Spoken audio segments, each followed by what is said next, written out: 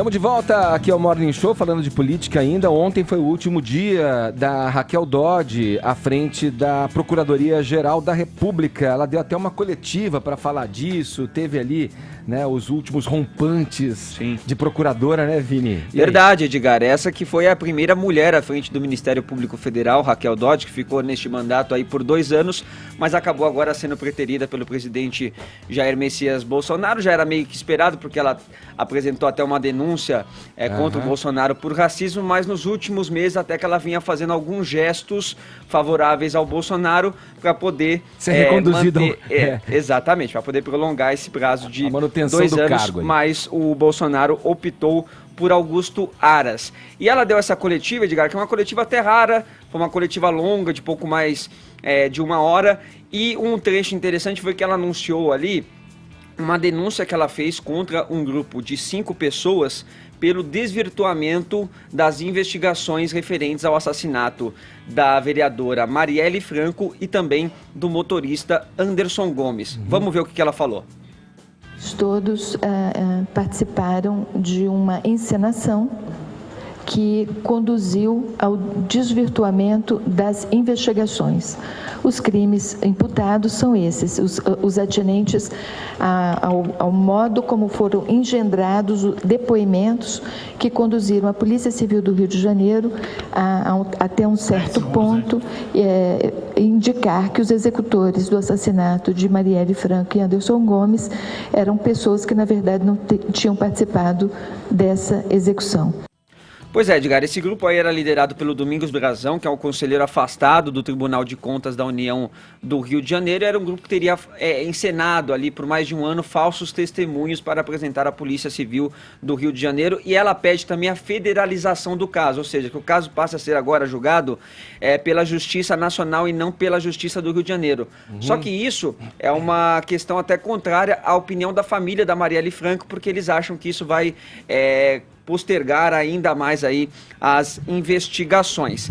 Agora, o que chamou a atenção também, Edgar, com relação aí ao último dia da Raquel Dodge, frente só para mudar o ponto, Vini, a Raquel Dodge, na colocação dela, ela disse que o conselheiro afastado, o Domingos Brazão, se aliou a um funcionário do gabinete dele, o Gilberto Ribeiro da Costa, ao PM Rodrigo Ferreira, à advogada Camila Nogueira e ao delegado da Polícia Federal, Hélio Christian, para atrapalhar e conturbar, segundo ela, as investigações com relação ao crime, inclusive solicitando ao STJ o encaminhamento para o âmbito federal, né, para passar a investigação pela federalização para a Polícia Federal, tirando da polícia no Rio de Janeiro. No Rio de Janeiro, que a família da Marielle é contra, porque eles acham que com isso vai demorar ainda mais para o caso ser julgado. Então, a Raquel Dodge, à frente deste último dia dela, desse mandato de 2 anos, ela que já apresentou 64 denúncias contra 224 pessoas durante este período, Edgar, só que ela deixou agora para este último dia para apresentar algumas ações contra pautas que são favoráveis ao governo de Jair Messias Bolsonaro. Por exemplo, ela pediu ao STF que declare a inconstitucionalidade de 6 decretos que alteram as regras de porte e posse de armas, porque ela acha que essa substituição ou alteração deve ser pautada pelo Legislativo. Sim. E que essas decisões do Bolsonaro via decreto afrontariam este poder do Legislativo, né? Ela também entrou com outras ações que contestam o projeto Escola Sem Partido e também ações promovidas aí no Conselho de Meio Ambiente e de Direitos da Criança e do Adolescente. Por exemplo, com relação à Escola Sem Partido, ela pede a suspensão de qualquer ato do poder público, legislativo, administrativo ou jurisdicional que autorize ou promova a realização de vigilância e censura da atividade docente, com base em vedações genéricas e vagas à doutrinação política, ideológica e à abordagem de questões relacionadas a gênero e sexualidade no ambiente escolar. Então ela acha aí, Edgar, que essas iniciativas de controle ao poder do professor dentro da sala de aula acaba afrontando aí a Constituição e também o modelo definido pela Lei de Diretrizes e Bases da Educação Nacional. Isso vem junto também com outro pedido dela, né? Ela também contestou a diminuição de membros da sociedade civil nos Conselhos Nacional dos Direitos da Criança, o CONANDA, e no Conselho Nacional do Meio Ambiente, sim, porque pessoas da sociedade civil estariam sendo substituídas por militares. E ela acha que isso esvaziaria ali o caráter democrático, participativo da sociedade civil, e este órgão perderia um pouco a sua razão de promover políticas públicas para última instância, políticas para o público infanto-juvenil. E alteraria talvez a legitimidade aí em última instância. Exato. Eu acho que demorou, né? O que me deixa mais passado agora é que ela tenha resolvido fazer isso no último dia, que ações super propositivas e importantes, inclusive para serem discutidas pelas sociedades como um todo, vão ficar ofuscadas por algo que pareceu vingança. Por que não tomou essas decisões muito antes, durante todo esse tempo? Era para agradar o governo, então, que ela segurou até o final para poder dar tomar esse tipo de decisão, fazer esse tipo de pedido. Agora, que a investigação contra os...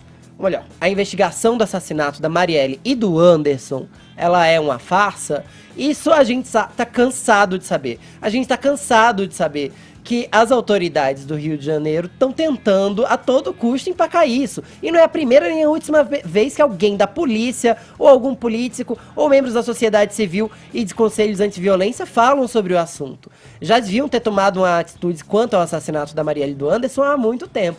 Agora, de novo, acho lamentável que ela tenha deixado para tomar essas decisões tão importantes no último dia. Ela foi perguntada sobre isso, viu, Fefito, durante a coletiva, por que ela deixou só para agora essas decisões. Ela disse que não houve nenhum cálculo para que essas iniciativas fossem feitas com o processo de escolha. Ela estava só limpando a mesa. Depois que o Augusto Aras foi denominado aí agora pelo Bolsonaro como Procurador-Geral da República. Para ela, são apenas coincidências, Edgar. Pois é. Eu gostei muito da sua expressão, Edgar, quando você falou em últimos rompantes, porque de fato a procuradora Raquel Dodge, ela se apequenou. Ela sinalizou que o seu viés político e a sua vaidade pessoal superam seu compromisso com a justiça. E não é a primeira vez. A gente noticiou aqui no Morning Show uma manobra similar, ou seja, de natureza mais política do que judicial, no crepúsculo do governo Temer. Vamos lembrar que a procuradora Raquel Dodge, ela aguardou até a última quinzena de dezembro para denunciar o então presidente Michel Temer no escândalo dos portos, uma denúncia gravíssima de corrupção passiva e lavagem de dinheiro. Assim, ela poupou o seu padrinho político do processo de autorização para seguimento de apuração da denúncia via Câmara Federal, certo? E como Temer agora não tem mais foro privilegiado, o processo vai para a Justiça Federal. Assim, numa tacada só, a Raquel salva o ex-presidente, né, de todo esse constrangimento público e desgaste político no final do mandato e ainda posa de vigilante independente. Touché, doutora, muito bem, mas vamos aos fatos, os atos finais aí da procuradora, que devem ser sim interpretados, né, à luz da indicação que o presidente Bolsonaro fez para a Procuradoria-Geral da República. A Raquel Dodge queria muito ser reconduzida ao cargo, isso não é segredo nenhum, ela queria um novo mandato e não obteve sucesso. Então é natural que haja aí um certo ressentimento. O Fefito trouxe pra gente até a figura da vingança, olha só. Então ela aproveita o seu último dia no cargo para infligir derrotas simbólicas ao governo, certo? E por tabela melhorar a sua imagem pública perante a imprensa progressista e também a esquerda do judiciário e do mundo político. É uma coisa muito calculada. Aí eu te pergunto, ouvinte, vamos lá, nas suas últimas 24 horas no cargo, certo? A procuradora ela fez alguma coisa relevante para o combate à corrupção? Não. Ela fez alguma coisa contra os excessos parlamentares, né, nas regras eleitorais? Também não. Ela repreendeu o STF pela sua conduta abusiva nos últimos meses? Claro que não. Né? Nenhuma bronquinha de tchau, né? Nenhum discurso institucional, nada disso. O seu foco foram ações pontuais contra as plataformas do novo governo, como o Vini bem trouxe. Novo governo que, ao contrário dela, foi eleito. Tá? Isso tem que ficar muito claro. E quais são as propostas que agora estão sob ataque, né? Então, flexibilização de porte e posse de armas, combate à doutrinação nas escolas, rejeição às teorias não científicas denominadas como ideologia de gênero no currículo escolar e o desaparelhamento e a reestruturação dos conselhos no Ministério dos Direitos Humanos e também do Meio Ambiente. E para fechar, isso é muito importante pontuar que contra a vontade da própria família da vítima, ela propõe a federalização das investigações sobre a morte da Marielle, que é uma medida ineficaz, que pode inclusive atrapalhar a apuração dos fatos, mas que é extremamente midiática, tá aí monopolizando os noticiários essa manhã. Então, assim, eu queria só alertar o ouvinte para que ele não seja manipulado. Por que que a procuradora só tomou essas medidas no seu último dia? Por quê? Por que será? Porque o mérito desses pedidos é inferior à sua própria ambição política. Alguém acha que ela teria essa crise de consciência tardia e adotaria essas medidas de última hora se ela tivesse sido reconduzida ao cargo? É evidente que não.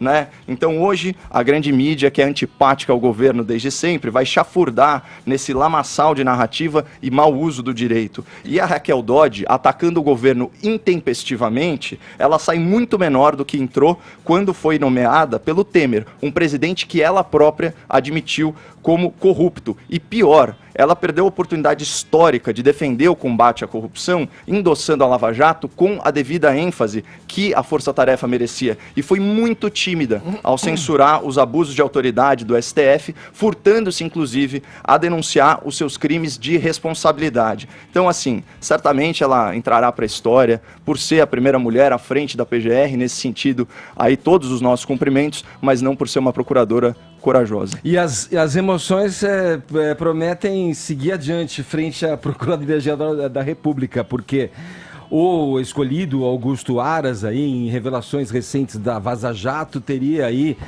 aventado a possibilidade de usar a Tamea Danelon, uma das procuradoras ali da Força Tarefa da Lava Jato, para compor o seu time e chefiar a Força Tarefa. A Tamea, segundo esses últimos diálogos liberados pela Vaza Jato, teria redigido um pedido de impeachment contra o ministro Gilmar Mendes, ali a pedido do Modesto Carvalhosa, o jurista Modesto Carvalhosa. Quer dizer, emoções não vão faltar, já que essa entrada de Augusto Aras também já vem recheada aí de elementos que vão dar muito assunto para a gente discutir aqui e para a mídia, enfim, de uma forma geral, discutir no Morning Show. Sobre a entrada dele, Edgar, também quando perguntada sobre a entrada do Augusto Aras, ela disse que a expectativa é positiva e deseja todo o bem.